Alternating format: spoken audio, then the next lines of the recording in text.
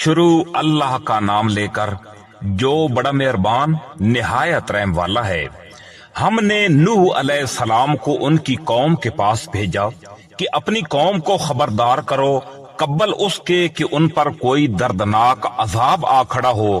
چنانچہ انہوں نے اپنی قوم سے کہا کہ اے میری قوم، میں تمہارے لیے ایک صاف صاف خبردار کرنے والا ہوں کہ اللہ کی عبادت کرو اور اس سے ڈرو اور میرا کہنا مانو۔ اللہ تمہارے گناہوں کی مغفرت فرمائے گا اور تمہیں ایک مقرر وقت تک باقی رکھے گا۔ بے شک جب اللہ کا مقرر کیا ہوا وقت آ جاتا ہے تو پھر وہ مؤخر نہیں ہوتا۔ کاش کہ تم سمجھتے ہوتے۔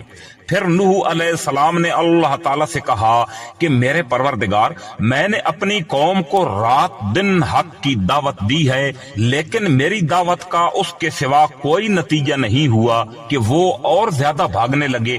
اور میں نے جب بھی انہیں دعوت دی تاکہ آپ ان کی مغفرت فرمائیں تو انہوں نے اپنی انگلیاں اپنے کانوں میں دے لی، اپنے کپڑے اپنے اوپر لپیٹ لیے، اپنی بات کے اوپر اڑے رہے اور تکبر ہی تکبر کا مظاہرہ کرتے رہے۔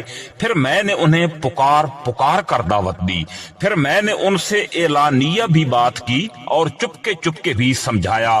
چنانچہ میں نے کہا کہ اپنے پروردگار سے مغفرت مانگو، یقین جانو وہ بہت بخشنے والا ہے۔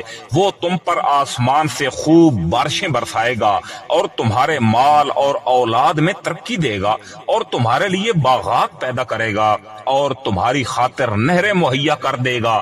تمہیں کیا ہو گیا ہے کہ تم اللہ کی عظمت سے بالکل نہیں ڈرتے، حالانکہ اس نے تمہیں تخلیق کے مختلف مرحلوں سے گزار کر پیدا کیا ہے۔ کیا تم نے یہ نہیں دیکھا کہ اللہ نے کس طرح 7 آسمان اوپر تلے پیدا فرمائے ہیں اور ان میں چاند کو نور بنا کر اور سورج کو چراغ بنا کر پیدا کیا، اور اللہ نے تمہیں زمین سے بہترین طریقے پر اگایا ہے، پھر وہ تمہیں دوبارہ اسی میں بھیج دے گا اور وہیں سے پھر باہر نکال کھڑا کرے گا۔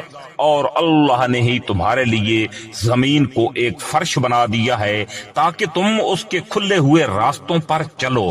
نوح علیہ السلام نے کہا، اے میرے پروردگار، حقیقت یہ ہے کہ ان لوگوں نے میرا کہنا نہیں مانا اور ان سرداروں کے پیچھے چل پڑے جن کو ان کے مال اور اولاد نے نقصان پہنچانے کے سوا کچھ نہیں دیا، اور انہوں نے بڑی بھاری مکاری سے کام لیا ہے اور اپنے آدمیوں سے کہا ہے کہ اپنے معبودوں کو ہرگز مت چھوڑنا، نہ ود اور سوا کو کسی صورت میں چھوڑنا، اور نہ یعوز، یعوق اور نصر کو چھوڑنا۔ یہ سب ان بتوں کے نام ہیں جن کو حضرت نوح علیہ السلام کی قوم پوجا کرتی تھی۔ اس طرح انہوں نے بہت ساروں کو گمراہ کر دیا ہے، لہذا یا رب آپ بھی ان کو گمراہی کے سوا کسی اور چیز میں ترقی نہ دیجیے۔ ان لوگوں کے گناہوں کی وجہ ہی سے انہیں غرق کیا گیا، پھر آگ میں داخل کیا گیا، اور انہیں اللہ کو چھوڑ کر کوئی حمایتی میسر نہیں آئے۔ اور نوح علیہ السلام نے بھی یہ کہا کہ میرے پروردگار، ان کافروں میں سے کوئی ایک باشندہ بھی زمین میں باقی نہ رکھیے۔